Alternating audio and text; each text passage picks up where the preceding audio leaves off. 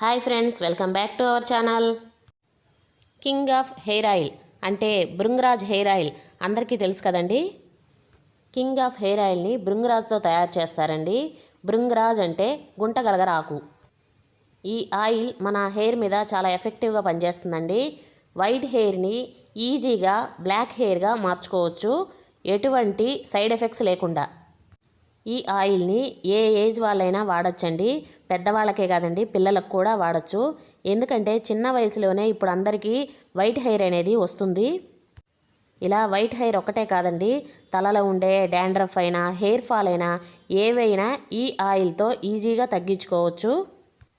ఈ ఆయిల్ అనేది నేను చెప్పే మెథడ్లో కానీ మీరు రెడీ చేసుకున్నారంటే దీని రిజల్ట్ అనేది మీకు ఫాస్ట్గా తెలుస్తుందండి.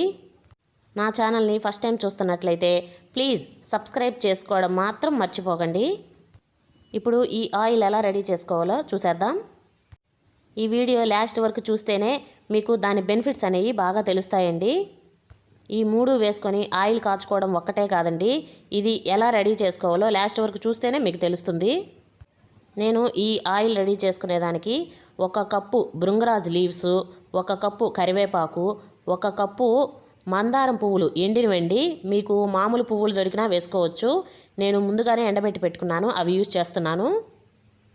మీకు మందారం పువ్వులు దొరకకపోతే మందారం ఆకులైనా వాడుకోవచ్చండి, లేదంటే మందారం పొడినైనా వాడుకోవచ్చు. మందారం పువ్వులో ఎంత బెనిఫిట్స్ ఉందో ఆకుల్లో కూడా అన్ని బెనిఫిట్స్ ఉన్నాయి. నేను దీనికోసం నార్మల్ కోకోనట్ ఆయిల్ వాడుతున్నానండి. ఇప్పుడు వీటన్నిటితోటి మనం ఆయిల్ రెడీ చేసుకుందాం. ఇది normal coconut oil, 250 ml oil తీసుకుంటున్నానండి నేను. ఈ ఆయిల్ అంతా ఒక గిన్నెలోకి పోసేసుకోవాలి. జుట్టు ఊడకుండా ఉండేదానికి, తొందరగా తెల్ల జుట్టు రాకుండా ఉండేదానికి ఈ ఆయిల్ని యూజ్ చేస్తారండి.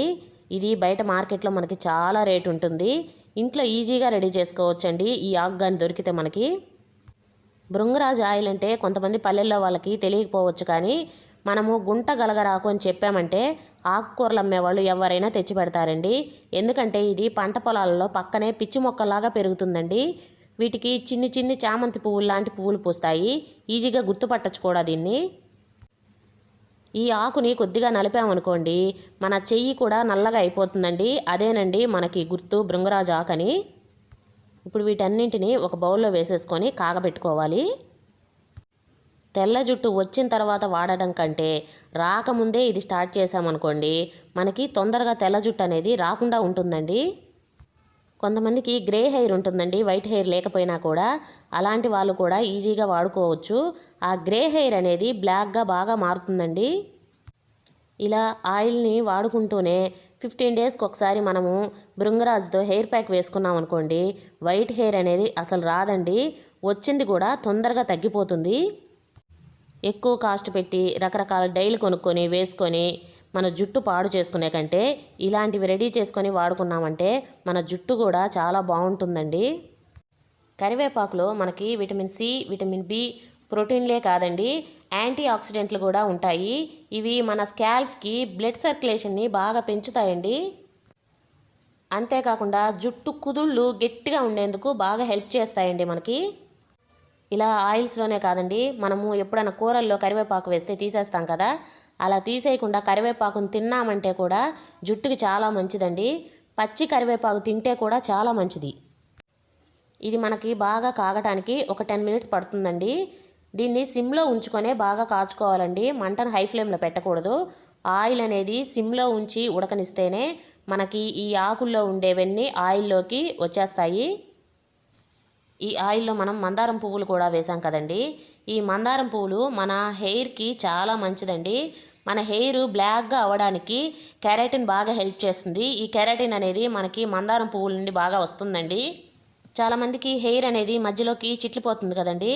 అలా చిట్లిపోకుండా ఉండాలంటే మనకి హెయిర్కి అమైనో ఆమ్లాలు కావాలండి. ఇవి మనకి మందారం పువ్వులు బాగా దొరుకుతాయండి. అంతేకాకుండా ఈ ఫ్లవర్స్ వలన బట్టతల ప్యాచెస్ ఉంటుంది కదండి, వాటి నుంచి కూడా మళ్ళీ తిరిగి మనకి హెయిర్ రావడానికి మందారం పువ్వు అనేది బాగా హెల్ప్ చేస్తుంది. చాలామంది మందారం పువ్వులతోటి ఆకులతోటి కూడా హెయిర్ ప్యాక్లు వేసుకుంటూ ఉంటారు కదా, అది కూడా చాలా మంచిదండి. చూడండి ఒక 10 మినిట్స్ అయింది. ఇవి ఆకులన్నీ బాగా ఉడికిపోయాయి దీంట్లో. ఇప్పుడు ఆపేస్తున్నానండి. ఆయిల్ చూడండి గ్రీన్ కలర్లోకి వచ్చేసింది మనకి. ఇప్పుడు దీన్ని కొద్దిగా చల్లారనిద్దామండి.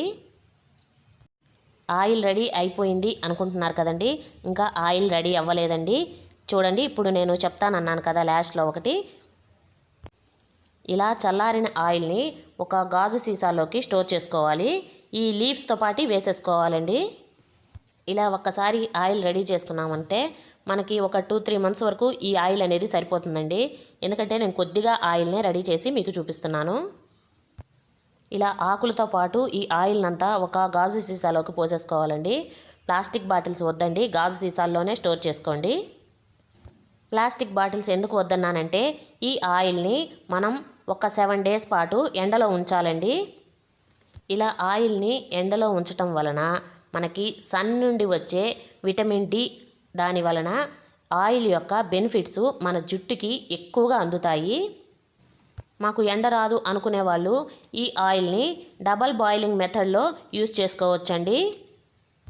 అంటే ఒక బౌల్లో నీళ్లు పెట్టుకొని ఈ గాజు సీసాని అందులో పెట్టేసి వాటరు ఒక 2 మినిట్స్ వేడెక్కేదాకా ఉంచి తర్వాత ఆపేసుకొని ఆ తర్వాత ఈ ఆయిల్ కొద్దిగా వేడెక్కుతుంది కదండి, అప్పుడు వాడుకోవచ్చండి.